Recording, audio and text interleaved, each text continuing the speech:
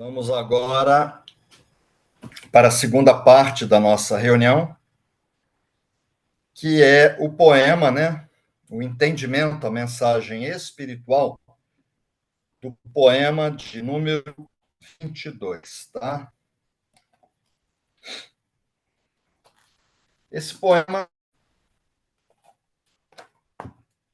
ele está na página 115. Vocês vão ver uma fotografia, né, feita por Rita, de uma pessoa que vende ervas nativas, né, medicinais, lá no Japão. Uma fotografia antiga. E todo poema ele tem um título. O título desse poema é Relva. Relvas são as plantas nativas, né? Aquilo que não foi cultivado, que Deus colocou na natureza. Diferente aqui, um plantio de café que nós temos aqui, de trigo, entendeu? Isso foi cultivado, né? Hortaliças. A relva é aquilo que sempre existiu ali desde a criação, né? E esse poema ele destaca, né, várias coisas, apesar de serem duas linhas, né? Tem muitas mensagens aí, né? A primeira mensagem, tá?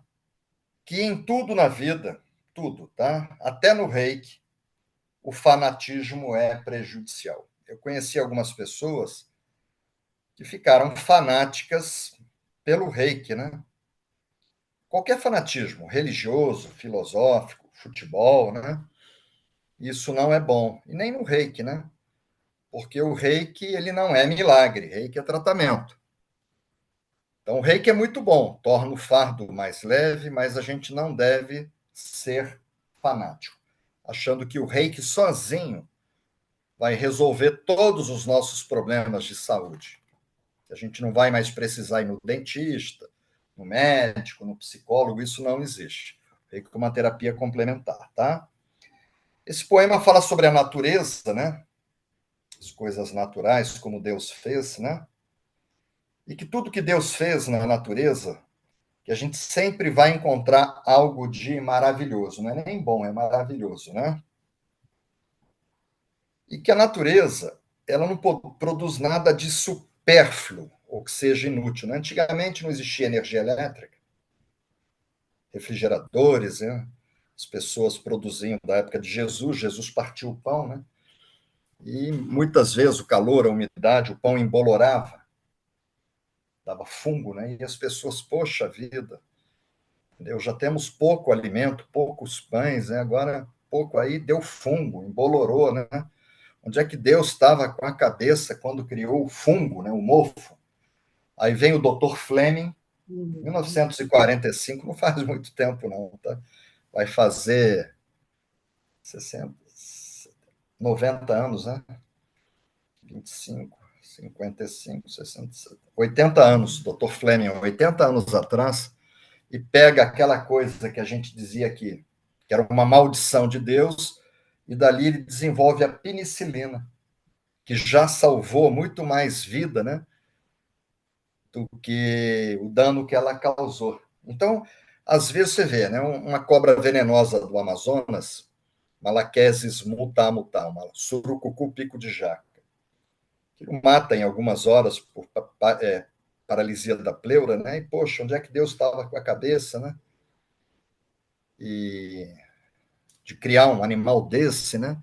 E desse animal é feito o medicamento homeopático mais poderoso que existe, que é o Laquesis. Pessoas que têm pressão alta, ou alguém na família que tem pressão alta, conhece um medicamento chamado Captopril, que é para baixar a pressão, né? E a origem desse medicamento, os médicos perceberam que quem levasse uma picada de cobra, de uma cascavel, que são vários tipos de serpentes peçonhentas, o soro é o anticrotálico, e a pessoa que levasse uma picada de uma cascavel, a pressão caía, ficava com hipotensão. E o médico não sabia o porquê. Aí eles começaram a pegar, tirar o veneno da cascavel, bota farinha, faz comprimido e a gente toma comprimido de veneno de cascavel. E ninguém sabe o porquê e baixa a pressão, né? Então, tudo na nariz, você ficava, poxa, onde é que Deus estava com a cabeça de criar uma cascavel, né? E por aí vai. Então, tudo na natureza, tá?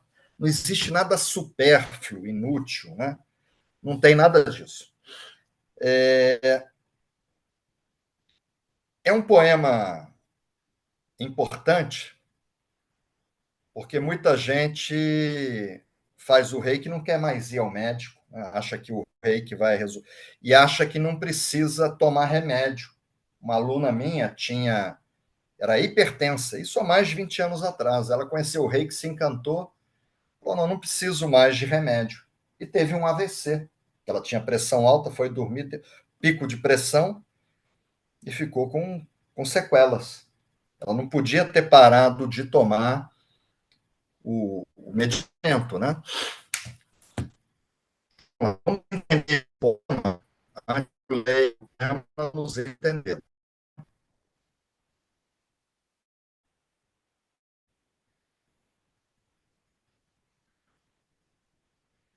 Eu estou no grupo,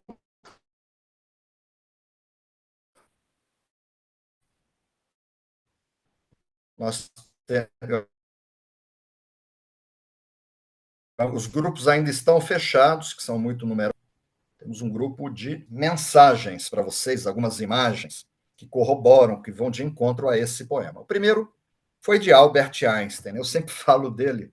Einstein disse o seguinte: olhe profundamente. Não é olhar superficial, ah, que bonito esse cenário. Olhe profundamente na natureza. Os campos, a relva, as ervas nativas, né? E então você entenderá tudo melhor. Tá? O porquê de cada coisa que Deus colocou ali, né? Depois eu coloquei aqui, logo abaixo, uma citação de Voltaire, tá? Que foi um dos mais importantes filósofos da França, defensor das liberdades individuais. Ele veio a falecer no ano de 1778, 250 anos mais um, vai fazer que ele faleceu. E Voltaire disse o seguinte, esse grande filósofo francês, que a arte da medicina, né, consiste em distrair o paciente, ó, vai tomando esse remédio aqui, tal, faz isso, enquanto a natureza cuida do real problema. A natureza. O ser humano, ele adoece quando ele se afasta da natureza. Na minha infância, na Ilha do Governador, se a gente quisesse comer uma goiaba, a gente subia na goiabeira. E manga subia na mangueira. E a gente ia brincar, a gente jogava bola de gude, pé descalço ali na terra, a gente tinha uma conexão muito forte com a natureza. E essa juventude hoje, esses meninos, eles se afastaram muito do jogo eletrônico, eles ficam muito tempo no celular, desconectado, né? A frequência da natureza de 7,5 Hz, essa coisa de tomar sol, de andar descalço, tomar banho de cachoeira, de praia, né? E quanto mais a gente se afasta da natureza, mais a gente adoece, né? Então, Voltaire disse que enquanto a natureza cuida do real problema. Aí eu fui buscar para vocês uma imagem, logo abaixo, tá? De um médico britânico, o doutor Edward Barr. Eu pedi a Rita para procurar, só que a gente chegou de viagem.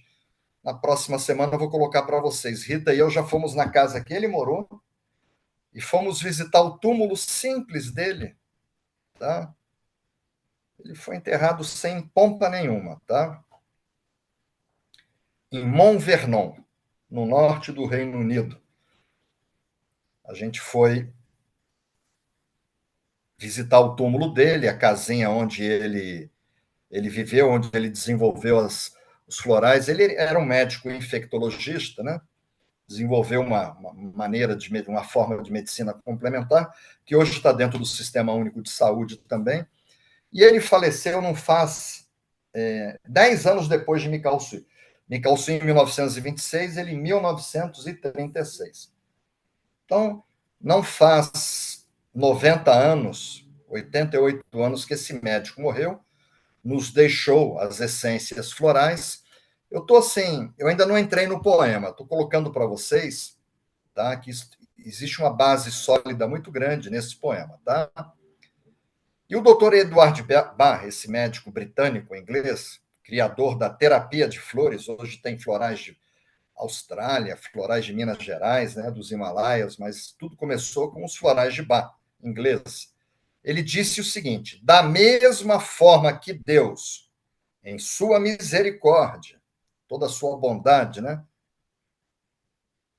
nos deu o alimento,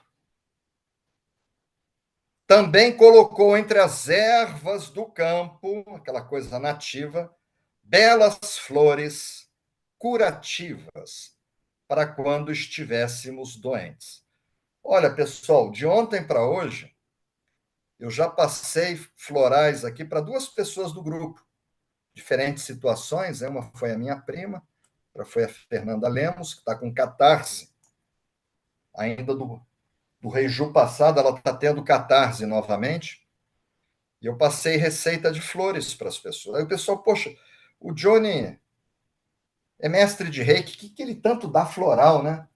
Floral para o poema tal. É porque os florais eles estão dentro dos poemas, eles estão dentro do reiki, né? A fitoterapia. Então ele falou isso, ó, da mesma forma que Deus, em sua misericórdia, nos deu alimento, também colocou entre as ervas do campo belas flores curativas para quando estivéssemos doentes. Dr. Eduardo Bach. Eduardo Bach também disse uma coisa importante: para ser médico, ele era médico. Tem que fazer cursinho, não é fácil passar, né?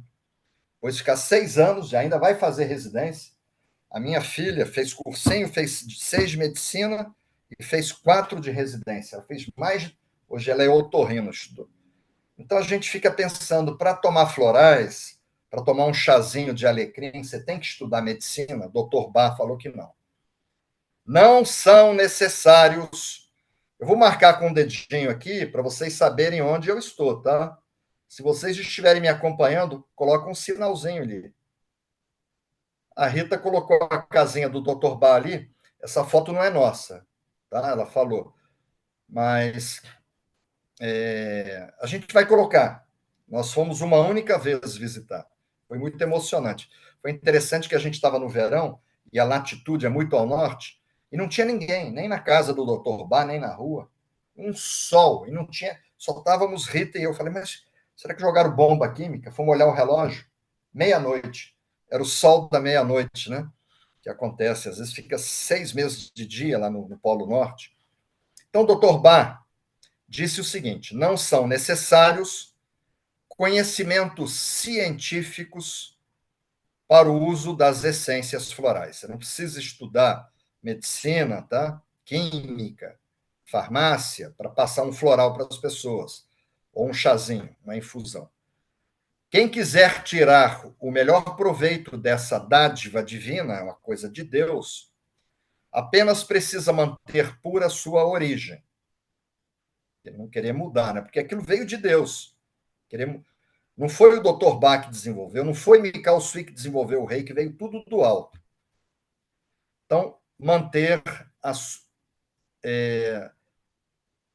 pura sua origem, livre de teorias e considerações científicas, pois na natureza tudo é simples.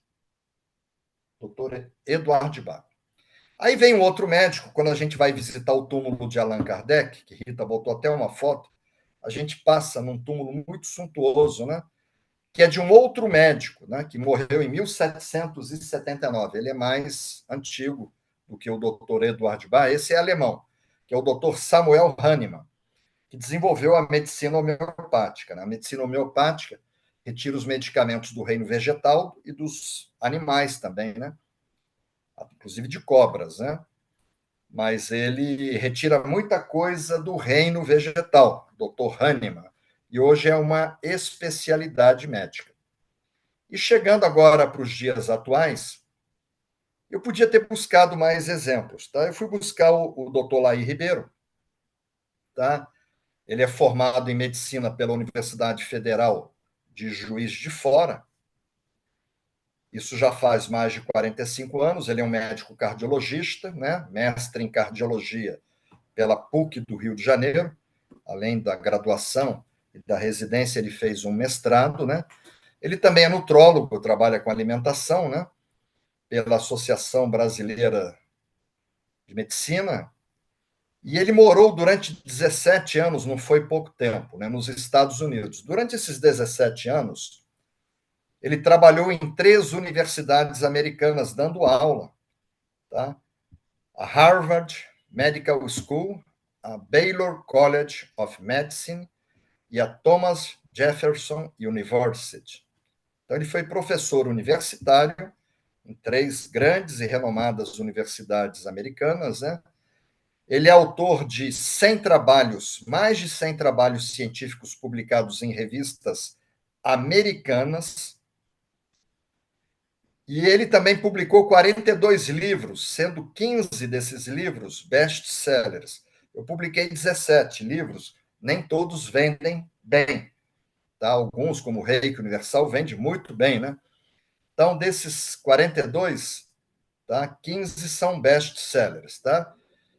E o interessante é que esses livros foram traduzidos para 26 idiomas. É muita coisa, pessoal.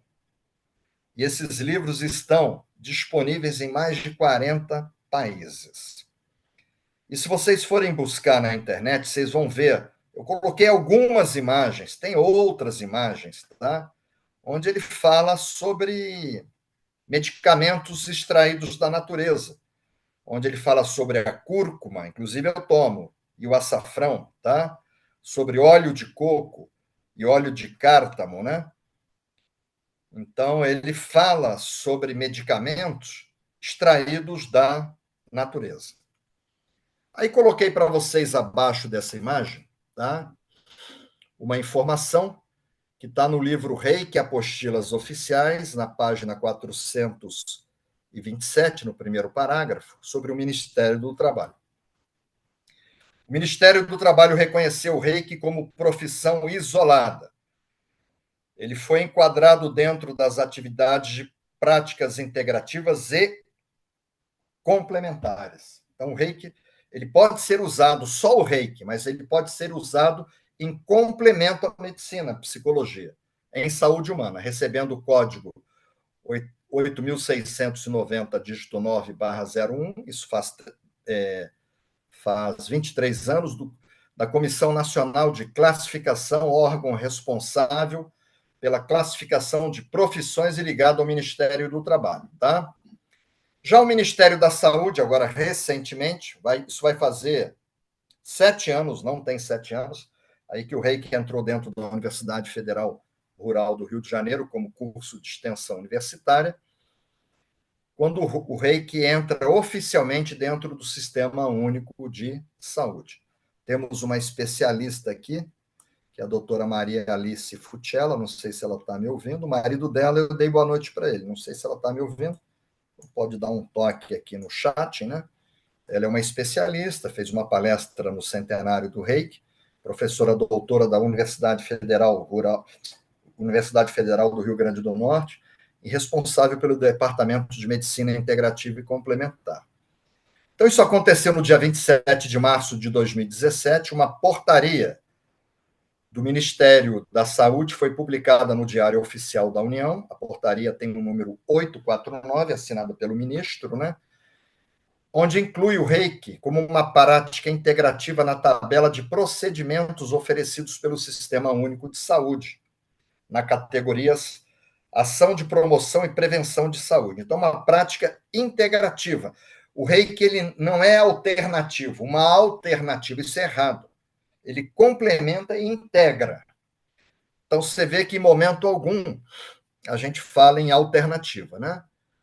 E aí, no livro que a gente usa em sala de aula, esse aqui, ó, níveis 1, 2 e 3A, Reiki Apostilas Oficiais, na página 38, onde falamos sobre as vantagens e os benefícios do método, coloquei para vocês. O método Reiki pode ser usado isoladamente, você usa só o reiki, não tem ninguém. Tá você e Deus, alguém desmaiou, aí você vai lá e usa o reiki. Quanto como complemento terapêutico de qualquer técnica, seja médica, psicológica, acupuntura, florais e por aí vai. Então, o reiki ele é complementar.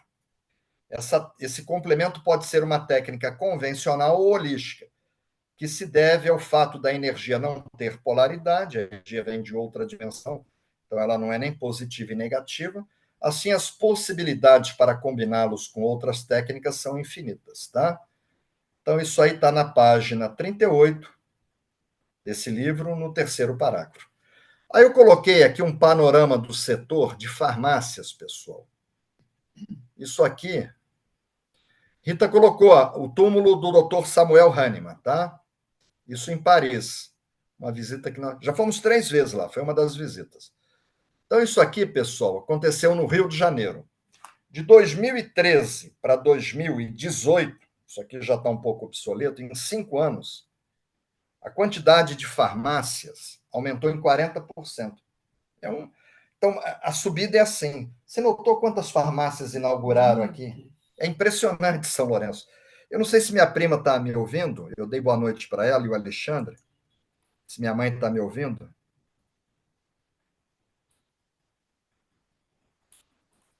A Georgia falou que está travando.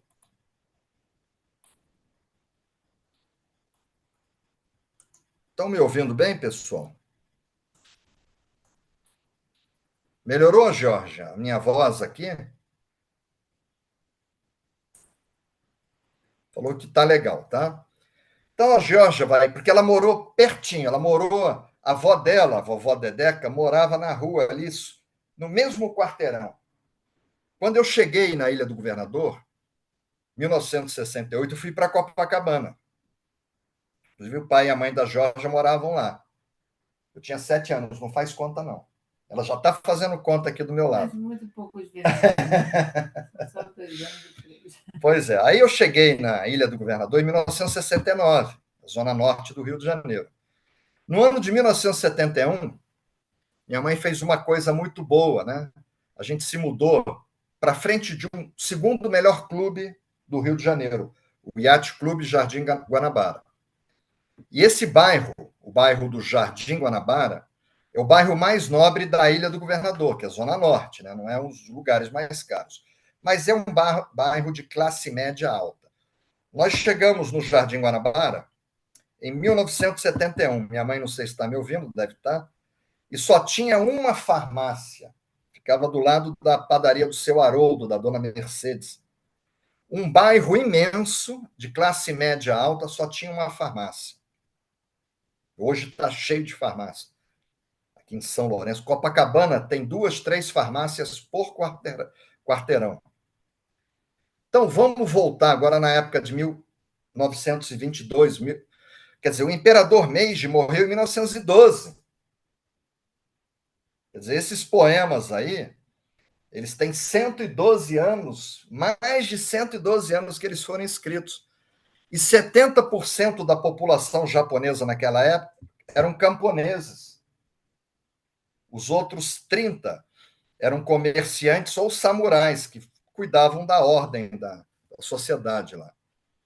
Então, o pessoal morava no campo, plantando arroz e plantando frutas e por aí vai. Quando as pessoas adoeciam, não existia farmácia. E até hoje, aqui em Minas Gerais, quando eu vou visitar minha sogra, às vezes eu estou meio gripado, a nossa secretária que mora em Caxambu aqui fala, toma chá disso, toma chá daquilo. Eu chego lá, minha sogra vem com um chazinho, com mel, com limão, alho. Todo mineiro é fitoterapêutico, é impressionante. Terapeuta, né? Você tem um treco, ele te dá um chazinho, te dá uma coisa, porque era assim, antigamente não tinha farmácias aqui na zona rural. O pessoal ia buscar o medicamento no campo. Então, relva é por quê? Então, essa relva aí é uma metáfora de farmácia daquela época, porque não tinha farmácia. Era onde eles iam buscar os medicamentos. Eu coloquei para vocês a evolução aqui, né? Com relação a ervas, eu tirei um trecho ainda do meu livro, Apostilas Oficiais, que muitas pessoas estão se sentindo mal, que elas estão ionizadas, com muito átomos de hidrogênio. Aí muitas vezes você toma um banho de ervas. Você já tomou? Entendeu? De pétalas, de arruda. Entendeu? Quantas vezes eu tomei banho de ervas? Rita fazia para mim. E essas ervas, muitas vezes você está dormindo mal porque o ambiente onde você está negativo. Você pode usar as mesmas ervas para defumação. Então, não é só para você consumir. Você pode tomar banho com essas ervas, você pode defumar.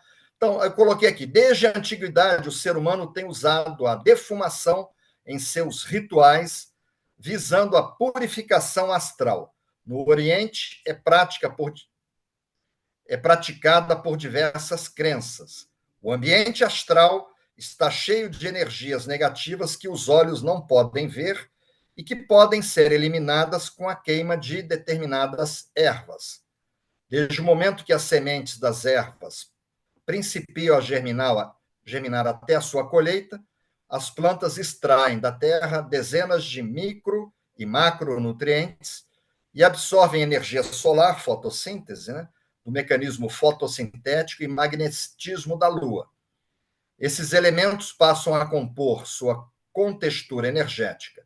Seja num banho, você tomou um banho de ervas, que você pegou ali no campo, quando se produz, ou quando se produz a queima numa defumação, libera-se todo esse potencial energético que passa a interagir simultaneamente em nível físico e espiritual, respeitando a lei da correspondência vibratória.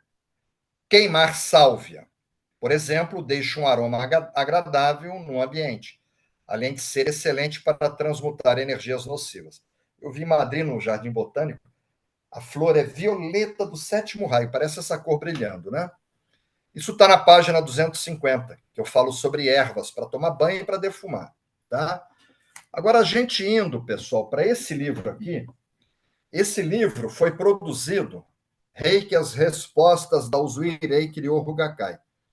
Esse livro, ele foi produzido através de uma apostila que foi publicada em 1974 pela Usui Reiki Ryoho Gakkai, a organização fundada por Mikao Sui.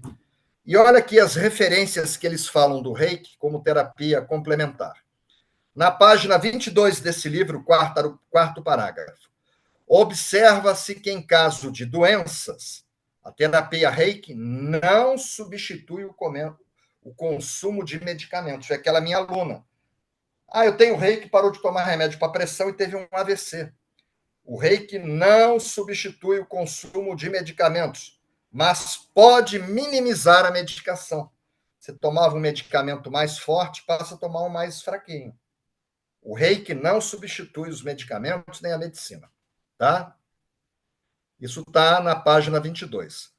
Ainda na página 22, no quinto parágrafo, não fui eu que escrevi isso, tá, pessoal? Uma pessoa que se trata com a terapia Reiki de forma alguma deve evitar um tratamento médico. Eu não vou mais no médico. Não pode. Eu fui a semana passada fazer exame de rotina com Rita.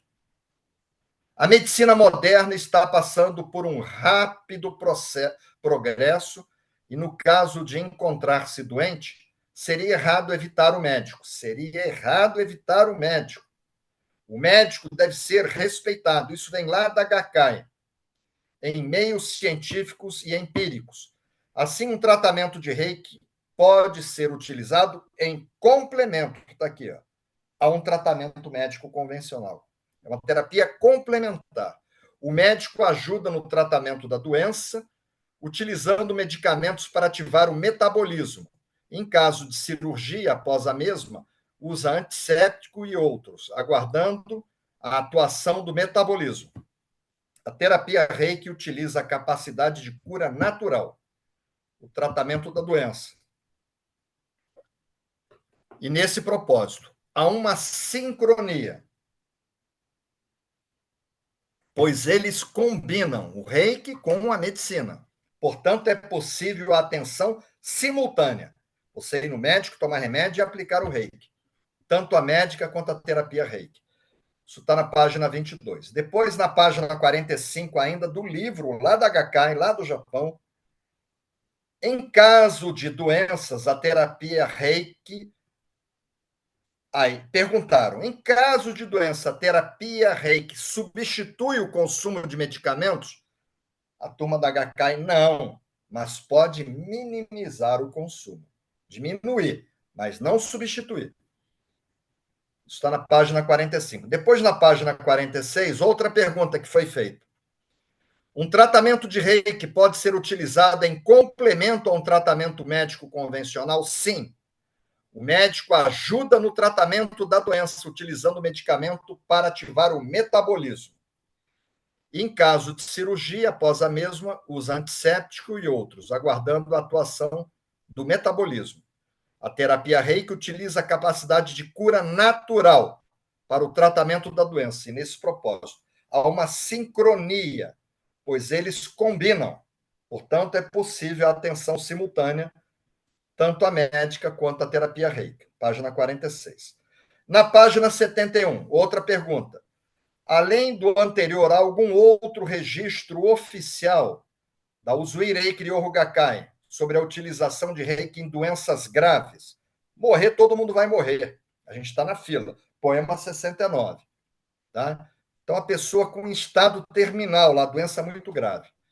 Aí eles deram esse depoimento. Sim, um segundo registro oficial diz que o senhor Yutaka Iji, que morava em Shigasaki, nessa época tinha 42 anos, em 1970, quer dizer, a apostila é de 74, foi operado de úlcera no estômago, com o resultado da laparotomia. Foi descoberto que era câncer de estômago e, às pressas, foi submetido a uma cirurgia para esse fim. Após a mesma, que durou cerca de 5 horas, embora continuassem episódios de melhoras e pioras, em 1971, com o resultado do tratamento com o Reiki, decidiu empenhar-se na recuperação até ser capaz de trabalhar. Ele voltou a trabalhar. Em janeiro de 72, foi internado novamente. Foram introduzidos vários novos tratamentos e medicamentos. Está aqui em negrito. Ele recebia Reiki, mas ele tomou remédio. Continuou a lutar contra a doença com muito esforço. Em junho de 72, finalmente, sem sentir um sofrimento sequer, teve uma morte serena. Eu estou escrevendo sobre o Reiki e a morte. O Reiki ajuda a pessoa a desencarnar sem sofrimento. Então, ele diz aqui que a pessoa tomou remédio e teve uma morte serena. Todo mundo vai morrer um dia. Os familiares do falecido agradeceram, dizendo que foi a ajuda do Reiki, que ele morreu de câncer sem dor, tá? Está na página 71. Depois, na página 278, originalmente a doença humana pode ser curada com a energia Reiki da própria pessoa, ou seja, com a capacidade de autocura, sem depender mais que o necessário da ajuda de outros, de medicamentos e de médicos, mas sem depender mais do que o necessário. Não fala em substituir. Está na página 278 e na página 290. Diz o seguinte: o médico ajuda no tratamento da doença, utilizando medicamentos para ativar o metabolismo. Em caso de cirurgia, após a mesma, usa antisséptico. Bom, isso aqui eu já tinha lido, tá? Já tinha lido isso aqui. Bom, pessoal, estou mostrando para vocês. Vocês são reikianos, muitos professores de reiki. Se você toma remédio, você está certo. Você tem que ir no médico. O reiki torna o fardo mais leve, mas ele não substitui. E se vocês tiverem um problema sério, você não pode achar que o reiki vai resolver tudo.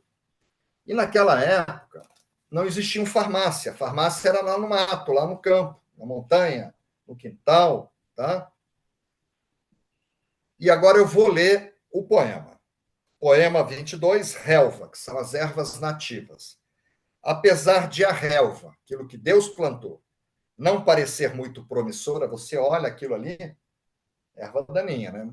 Poderá, se olhares bem, foi o que o Einstein falou, nela encontrar ervas medicinais. Não tinha farmácia. Aqui o imperador Meiji faz referência à vegetação nativa, ou relva, título do poema. O trecho, apesar de a relva, estou na página 116 do livro. Como tem gente que entrou hoje, ontem, Rita está mandando ainda, eu botei o PDF de novo, o PDF do livro, lá no grupo, tá? Pessoal que está no grupo de convidados, quando migrar, vai receber o PDF também, além de receber o livro. Então, apesar de a relva não parecer muito promissora, parece com o significado de que as ervas do campo, aparentemente sem importância, aquilo não serve para nada, né? O trecho poderá, se olhares bem nela, encontrar ervas medicinais, vem com o significado de procurando, pode-se encontrar plantas capazes de sanar enfermidades. Medicamentos, né? O imperador fala principalmente ao povo japonês do interior, camponeses, na época, a grande maioria, 70%. Pessoas de baixa renda, não tinha dinheiro, vou para Tóquio me curar, me tratar. O sujeito não tinha dinheiro para. Não tinha essas facilidades de trem que tem hoje, de ônibus, né? As pessoas iam de cavalo, né? Às vezes, né? Então, pessoas de baixa renda que dificilmente tinham fácil acesso aos tratamentos tradicionais em função dos altos preços ou por implicarem despesas operacionais de viagens rumo às grandes cidades. A recomendação foi com o propósito de incentivar os mesmos a se abrirem mais à chamada medicina popular alternativa, referindo-se aqui à fitoterapia, terapia com as plantas, que é gratuita. Você vai lá no campo, pega um matinho, pronto. A mensagem implícita no poema destaca que os campos nativos podemos encontrar plantas com alto poder terapêutico. Agora, por que Mikao Sui trouxe isso para o Reiki? Para o Reiki. 100 mil poemas, ele pega 125, menos de 0,1%. E selecionou esse poema. O mestre Mikao Sui seguramente selecionou esse poema para deixar claro que o método Reiki é também uma terapia complementar. Você pode usar sozinho o Reiki ou complemento com medicamentos, né? Podendo ser usado isoladamente ou como complemento terapêutico de outras técnicas. No caso do poema, a fitoterapia, a atividade de utilizar ervas como forma de tratamento. Atualmente contamos também com a terapia de flores, terapia floral, tratamento com essências extraídas de flores nativas, a aromaterapia, tratar as doenças com a ajuda de óleos extremamente concentrados extraídos dos vegetais e outras. Provavelmente o mestre Usui queria também evitar o fanatismo. Eu não preciso de nada, só o rei que vai resolver. E não é isso, tá? O fanatismo no método reiki, que os reikianos viessem a recomendar somente o reiki como a única ou melhor forma de tratamento para as pessoas doentes. Em tudo, até no reiki, o fanatismo é prejudicial. E aqui eu coloco a citação do médico Edward Bach, no livro, da mesma forma que Deus, em sua misericórdia, nos deu alimento, também colocou entre as ervas do campo belas flores curativas para quando estivéssemos doentes. Bom, pessoal, esse é o poema.